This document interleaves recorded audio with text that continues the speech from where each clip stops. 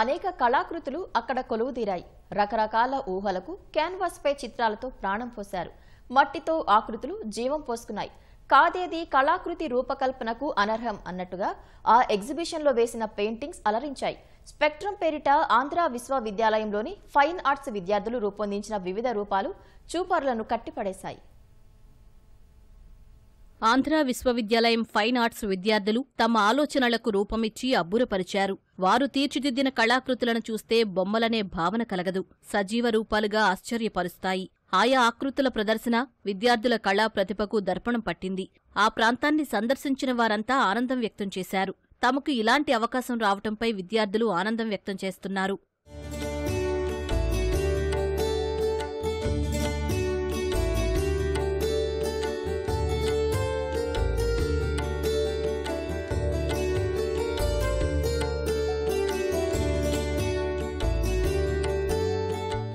అందరూ కలిపి వాళ్ళ వర్క్స్ని ఇలా షో చేసుకోవడం ఒక ఆనవాయితీగా అవుతుంది. సో అందుకని మేమందరం మేము చేసిన వర్క్స్ని అందులో కొన్నిటిని ఇక్కడ ఎక్స్ప్లోర్ చేసుకొని ఒక ఎగ్జిబిషన్గా కండక్ట్ చేసుకుంటున్నాము.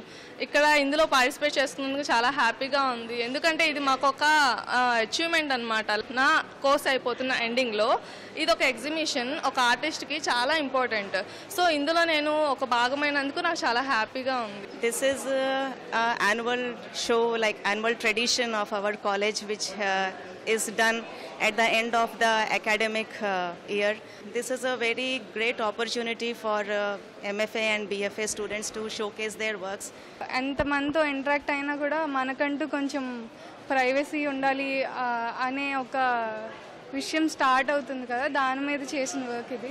ఇందులో క్యాట్స్తో కంపేర్ చేశాను హ్యూమన్స్ని. వాటిని ఎంత ఇష్టపడి ఫుడ్ పెట్టినా ప్యాంపర్ చేసినా వాటికంటూ కొంచెం ప్రైవసీ కోరుకుంటాయి కదా, హ్యూమన్స్ కూడా అలానే అని అనిపిస్తుంది. పర్సనల్లీ నేను అలా ఫీల్ అవుతాను. సో నేను అందుకని నన్ను నేనే పెయింట్ చేసుకున్నాను.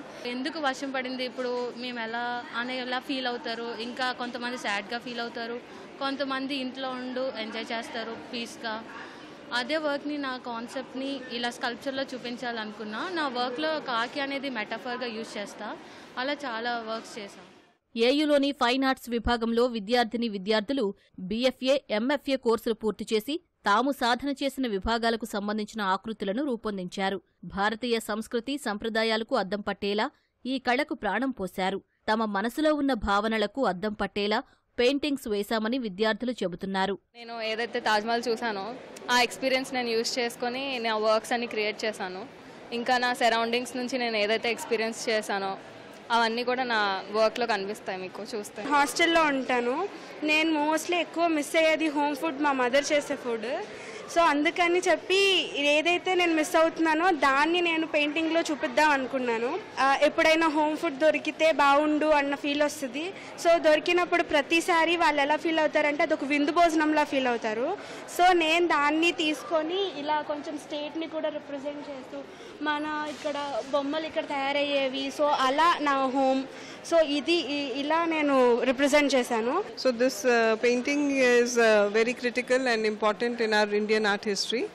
It's about the Bodhisattva Padmapani, who's bearing a lotus flower, and I've recreated it in the medium of ceramic. So it's a huge inspiration for art students of our country because it's how natural minerals were used, and it's very interesting to go there. I would urge all of us Indians to visit Ajanta and Ellora caves and learn about our rich heritage. వివిధ రకాల చిత్రాలను pencil art, oil పెయింటింగ్స్తో పాటు కొన్ని ముడిసరుకులతో రూపొందించారు. ప్రకృతిలో సేద తీరేవారు, ప్రకృతి వైపరీత్యంతో దిగులు చెందేవారి భావాలను కళ్లకు కట్టినట్లు చూపే చిత్రాలు ప్రదర్శనలో ప్రత్యేక ఆకర్షణగా నిలిచాయి. విద్యార్థులను ప్రోత్సహించడం కోసం ఏటా ఈ ప్రదర్శన నిర్వహిస్తున్నట్లు నిర్వాహకులు తెలిపారు. మన సంస్కృతికి అద్దం పట్టేటట్టుగా ఈ కళలు అనేవి ఉండి ప్రోత్సాహకంగా ఈ కోర్సు ఆంధ్ర యూనివర్సిటీలో ఉండడం అనేది చాలా హ్యాపీ.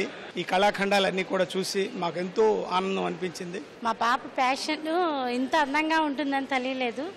ప్రకృతి దాని తాలూకా అందం అనేది ఈ పెయింటింగ్లో చూస్తుంటే ఇక్కడ ఉండే పిల్లల తాలూకా వర్క్స్ చాలా హ్యాపీగా అనిపిస్తుందండి. ప్రతి సంవత్సరం కూడా విద్యార్థుల యొక్క ప్రతిభను చాటడం కోసం ఈ డిపార్ట్మెంటు ఒక వారం రోజుల పాటు లేకపోతే 10 రోజుల పాటు ఎగ్జిబిషన్ నిర్వహిస్తాం జరుగుతూ ఉంటుంది. వీటి ద్వారా మన సమాజానికి మన యూనివర్సిటీ యొక్క మన డిపార్ట్మెంట్ యొక్క ప్రతిభ పాఠవాలు వెలుగులోకి వస్తున్నాయి. డిపార్ట్మెంట్కి పేరు ప్రతిష్టలు పెరగాలి, అలాగే మన యూనివర్సిటీకి పేరు ప్రతిష్టలు పెరగాలి, మన విశాఖపట్నానికి పేరు ప్రతిష్టలు పెరగాలి. ప్రదర్శనకు వచ్చిన వారంతా ఎగ్జిబిషన్లో ఉన్న చిత్రాలతో ఫోటోలు తీసుకునేందుకు ఆసక్తి చూపారు.